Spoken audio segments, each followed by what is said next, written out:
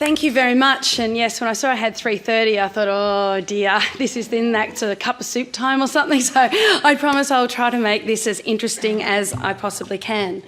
Thank you very much for the kind introduction and welcome. What a fabulous day this has been so far, and I'm sort of looking forward to what's coming from here on. Oh, have I just gone the wrong way? I did. Oops, did I just turn that off? Oh, there we go. Okay, sorry, press the wrong button on the clicker. Okay, so as was said in the introduction, I've worked a lot of hats for a number of years, but I came from a grounding as a primary school teacher. So that's where my personal background really was, and with a particular passion for the arts. As I've moved through various aspects of my career, I started to get really interested in the idea of access.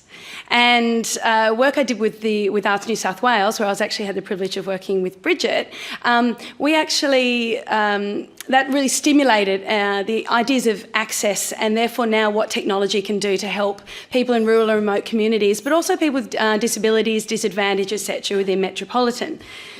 When I've had the privilege of now working within the university sector, that focus hasn't actually changed for me as underpinning everything I do, thinking about access.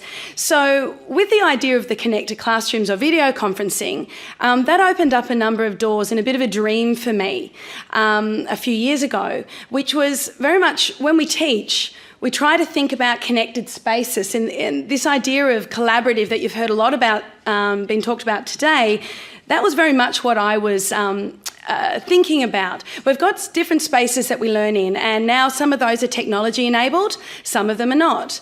When we think about classrooms these days, we think about flexible learning spaces in schools themselves. So often we break down the walls between classrooms, if we actually have walls between them at all, as a lot of schools don't anymore. And we need to think about what does learning actually look like in these new spaces. Within the university sector, we then started asking questions, well, what does learning therefore look like if we were to reach out using video conferencing for our teacher education students? I approached another academic and said, you know, all of the New South Wales department schools are getting these video conferencing units. I wonder how we can build this into the drama and children's theatre and creative arts subjects that I teach here at the university. I have a dream of breaking down this virtual wall, very much the way that we collaboratively teach across two classrooms in a school. And he said to me, really? I would have never thought of doing something like that with drama, but okay, let's explore this, which is what we've been doing over the last 2.5 years. And now this is within a tertiary environment, but I'll move through that reasonably quickly and have then a bit of a chat about what this might mean for industry and what it might mean from a more professional level as well. Now, video conferencing isn't new. It's been around for decades, but the changes in the way technology is today and the opportunities within the technology are making video conferencing so much more prominent, and therefore something that we really need to be focusing on. Same as research, when we're thinking from a theory perspective, which I won't go into great detail about, there's various different models of you've heard talked about today as well, some of those. There's another model that hasn't been talked about called the TPAC model, TPAC.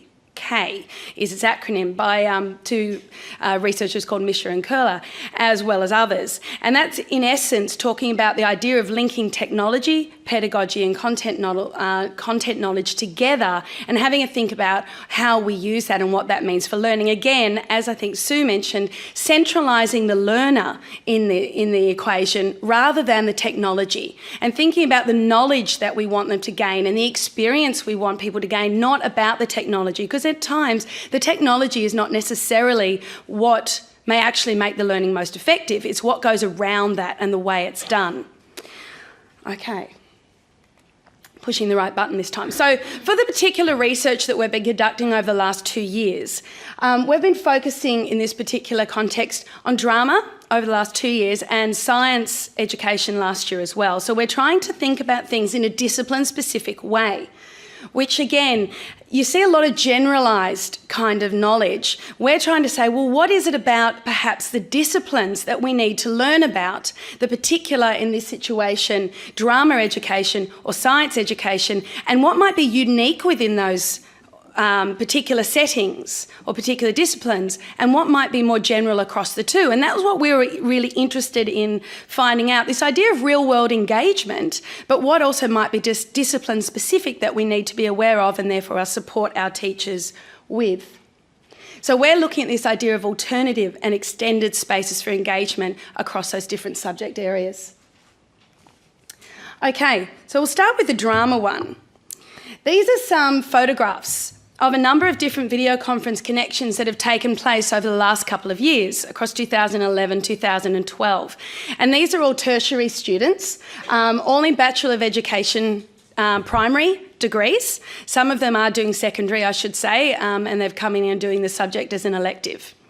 These subjects weren't designed as technology-oriented subjects. So they at no point were presented as a technology-based subject. They were drama, children's theatre, creative arts. The focus of the subjects was on play building, performance development, thinking about how we can then embed that within their teaching. So while they were experiencing, they were making, as you've heard, and learning about then how they might apply that when they go out and teach themselves.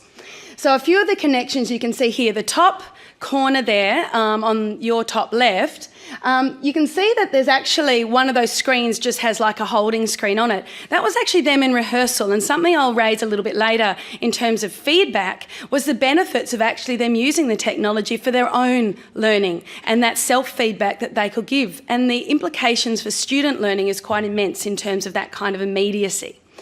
The one in the middle, you can actually see that was the lovely green carpet at our university at Linfield, which is heritage listed, so they can't change it. It really is heritage listed. It's quite amazing, the green carpet. That's actually the stage they set up. You can see then up on the top right-hand corner what students were seeing, and there's some really interesting, which is a whole nother presentation, really interesting things to do with actual performance and how this hybrid of film and theatre they started to explore about the opportunities there, but that's a whole different presentation, which I won't talk about now. Then you can see down the bottom here as well, we had 2 cameras. So again, the students thought about how can we actually have 2 kind of sets going. So they built into the scripts that they were developing the nuances of the technology, and this was really interesting for us as researchers because we didn't go in there saying, think about the technology as such, but it just became part of what they were doing in their play building process as they built these performances for kids. One of the things we changed in 2012 was we wanted more ongoing interactivity with the schools. So while they developed one particular performance, they also were having regular connections with schools and students to develop a monologue. So they were having ongoing dialogue based on a novel. In a number of 3 different schools was a novel the students were studying. In the other school, they actually wanted to focus on politics and politicians. They were thinking there was a Year 6 group, and they were looking at democracy and parliament, etc. So our students at UTS were actually having ongoing conversations with the students in the classrooms, giving and receiving information about monologues, what they actually mean, about the characters, what the students wanted to see in these monologues, what the students felt were important to have in these particular presentations. Then ultimately, and you can see the individual presentation down there on the bottom left, that was actually one of the final monologues that were then reported back. Interestingly, one of the schools, the teacher wanted the students to actually do a monologue because they were that engaged. So spontaneously in one connection, one of the students said, okay, we're now doing a monologue in our classroom. Can you tell us how to do this? Now, what a fabulous assessment tool for me as their lecturer. That was completely spontaneous. I went, okay, do they actually know what a monologue is? I've talked to them about it, but can they now teach another? So it was really lovely. And I'll talk in a minute about the kind of roles that these student teachers got to play while on campus, which was really, really fantastic as well. That's just a little brief overview of the kind of process that was done. So it was a real blend where we had certain things happening that were face-to-face, certain things that were happening that were via the different connections. And they were sort of the different kind of stages we went through over the course of the semester. It was really important for us to build in reflection because we wanted our students at UTS to really engage. We also built in the reflection or the debrief actually at the time of the performance with the students in their classrooms as well to get their feedback and their engagement in what was going on. For the science, it was a little bit different. The science culmination was not a video conference enabled scenario. It was actually a face-to-face design and make day at the school that participated. So the top 2 photographs were actually part of the final day. The photograph down the bottom was actually the connection, or one of the connections that actually happened within the science aspect. Now, this was different because it didn't seem to work to have the same kind of video conferencing product, if that makes sense at the end. With the science, they really wanted the UTS students to have this hands-on engagement with the students in the same space. They brought the materials there. They actually worked in small groups, working with students to build. It was inquiry-based learning. But they wanted the students' input to help develop what was going on. And I know we've heard a little bit about this, the importance of the students having a voice, as in the school students having a voice, or the learner having a voice in what is actually happening. So they used the video conferencing to actually gather the student voice and to build that then into what they did. So when they turned up at the school, the students went, oh, well, that was my idea, or that was something that I was really interested in, and they've taken that on board. Again, the process was a mixture of face-to-face and video conferencing kind of a setup. Yeah, I'll just move on because I want to get to the next little bit. So. Now, again, being a research project, we had some specific ways that we collected data, and we wanted to make sure we did what was called triangulation to make sure we could cross-check ourselves all the way through and really make that a really rigorous data collection so that our findings hold true to scrutiny. So we had a number of different methods to collect our data. When we analysed the data, we did it via themes. We didn't want to presuppose any particular information. We wanted to see what the data told us and how that has changed over time and now re-looking at the data. And it's told us some really interesting things. Okay, everything we've done within our project is very much underpinned by an idea of authentic learning. Now, that word authenticity, authentic, it's something that we all use a lot in everyday life, and I'm not going to go through into very technical terms about this idea of authentic learning, except to say that you can think about authenticity very much as a personal thing. What I may consider very authentic for me may not be for somebody else. But we can also, though, break it down and think of it, say, as is something simulated or is something actually real? Is there real-world engagement in it? And I mean, video conferencing and the kind of technology we're hearing about today very much allows things not to have to be in a simulated environment. They can be very much real world, but then at times there's value in that simulated environment as well, as I'll mention in a minute. And also the idea of, is something learner perceived or is it teacher perceived? And I think in a number of the examples, having that learner centralised and giving them the power within that learning situation to make choices, to design and guide where they go is really, really important. And that's something that we tried to build in, not be us telling them this is how you're doing it and this is what you're going to do. So we came out with a couple of different groups of findings, and I've separated them out this way for a reason. We have some teacher education findings, things that are quite specific to a teacher education context that really help to guide us in what we do in the way that we work with this kind of technology in our teachers. But we also have the idea of more general kind of findings that are going to be a bit more easily applicable now, with a caveat there that these were small samples, and generally as a rule you don't generalise out of small samples. So I think there's some important lessons that can be learnt or implications for both industry and in other aspects of education, things that you're hearing this kind of critical mass of the same kind of comments, and that does then give value to what we're talking about. I'll go through, I don't normally like putting big chunks up on slides, but I've put these little things up just for you to read as we go through because they're quite interesting. One of the first findings was this idea of being observation or immersion in teaching practice for our students at UTS. So again, this is a teacher education-based finding, but I think there are implications here. This idea of being able to immerse people when they're not in a particular, giving them a window into another opportunity when they're not actually located there themselves. The role of the teacher or the role of the facilitator at each end is really, really important. And I'm sure for any of you who've engaged in this video conferencing, you realise that you, at the giver's end, I guess, often you need equality on both sides. You need people to have a voice on both sides. Otherwise, you can end up with a really horrible silence coming from one end. There was also this idea of feedback, and video conferencing provided immediate and diverse feedback in a couple of different ways. There was self-feedback, and in this situation with our drama students, they were actually able to look at themselves on the screen and work out, oh, are we out of screen? Am I out of shot? Can I be seen? Can I not be seen? They also were able to correct and plan what they were doing really effective with that kind of feedback. The feedback from the children was really important, and that happened sort of in an ongoing way. And again, I know that this was talked about. I think Sue mentioned it, as well as Sarah mentioned it, about the importance of that immediacy, allowing people to engage all the time in what is going on, and needing and maximising that the nature of the technology in that way. Feedback from practising teachers was important in our context too. Now, this idea of multiple roles shifts over into the general area of findings that I was talking about as well.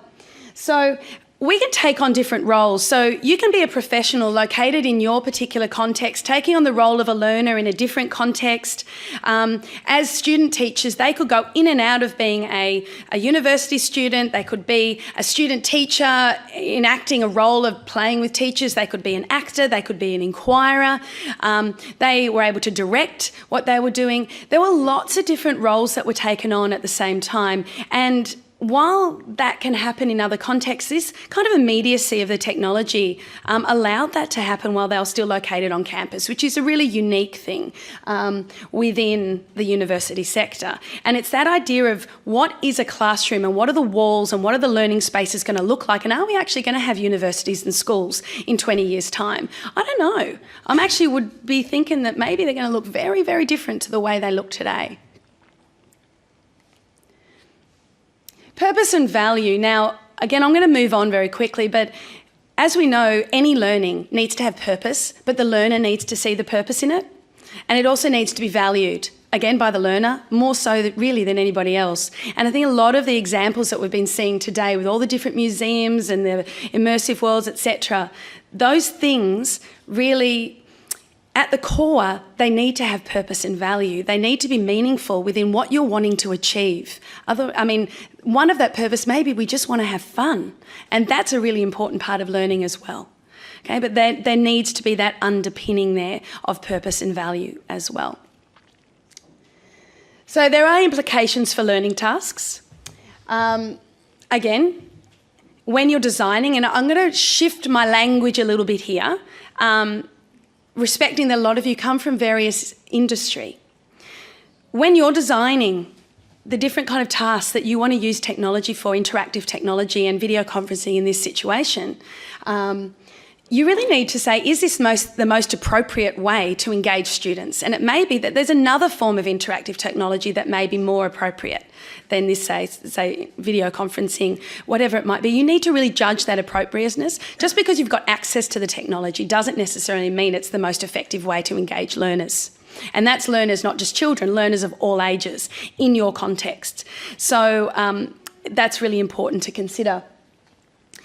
It's also about blending it in. So it's not just isolating into one particular area. And it's also thinking, well, how am I teaching? The pedagogical approach, my process of teaching and learning, and that's in any space, not necessarily a classroom. How are we engaging them? And I think I've forgotten your name. Josephine, sorry. As Josephine was saying, it's again, when they were moving around, it's giving them that ownership. It's building on a pedagogical model that was allowing the kids to take ownership and be centralised into all the choices that they made, but gain feedback in terms of what other students were learning without that whole everyone put their hand up and who's going to speak, it's the most confident ones and you don't hear the voice of others. And that's really important as well. Now, I'll just drop down to the fourth point there about interactivity. We've been hearing that word an awful lot, and I actually have jotted some notes down through what people have been talking about today, because this word interactivity is something that I find really, really unique. And I'm just going to jump 2 slides for a minute.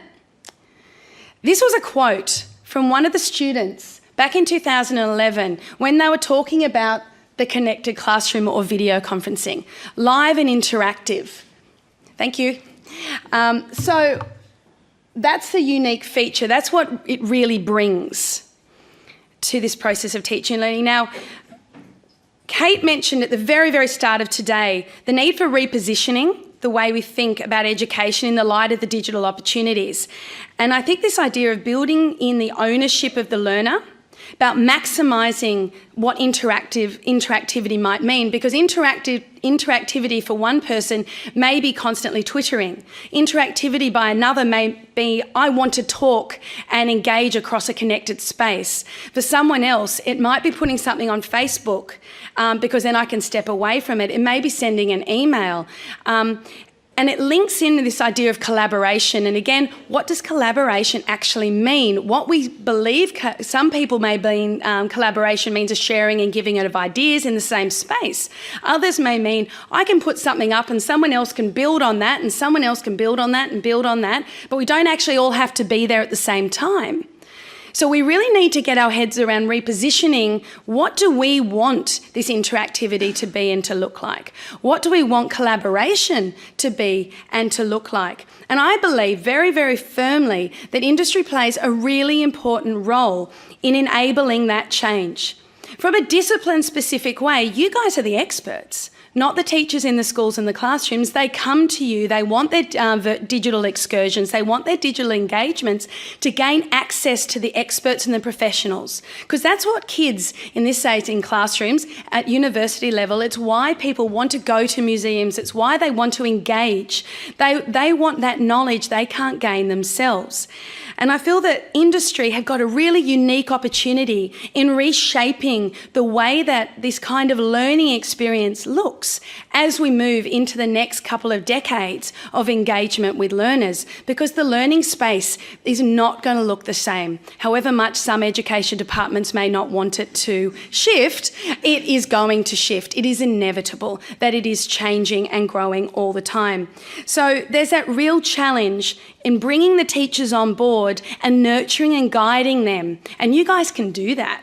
That can be done so easily, that nurturing and guiding and supporting in ways that are unique to, say, different art forms, different industries, different kind of institutions. So as a final word, just a reminder, that idea of really centralising learning. This conference is all about interactive technology. However, it's still really important to think about learning, and that's learning for people of all ages, because as we know, we never stop learning. Thank you.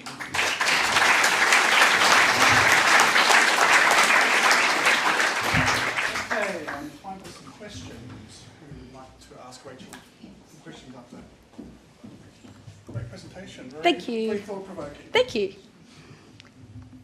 Hi there, I'm from Black Swan State Theatre Company in Perth. I'm just wondering, was it built into the model that you were also recording the action that was happening at each end so you could take it out of the live and reflect?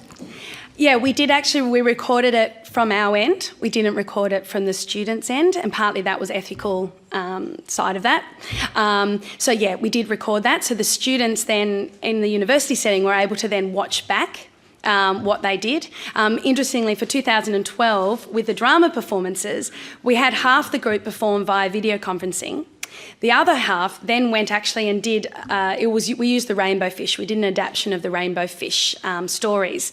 And one group performed via video conferencing, another group went into the school, performed to the same class a different rainbow fish story face to face. And they used the videos of those two and the teacher comments to reflect. Very interestingly, the teacher said the students were no less engaged when they were doing receiving the performance via video conferencing. And this was a kindergarten class.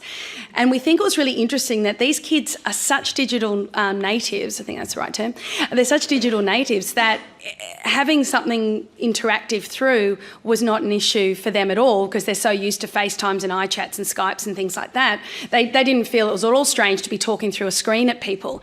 However, the year before, we had a school, a more regional school, and the kids barely spoke, and we thought, oh my goodness, what's going on? We found out from the teacher later they were that gobsmacked that people were talking at them through a screen that they didn't realise, they knew they could respond, but were that overwhelmed, they'd never, firstly, what we realised, most of them had never seen a live performance ever. So they were that like, wow, what's going on? So it was more they were in absolute shock. So we did record to allow the reflection to be much more effective.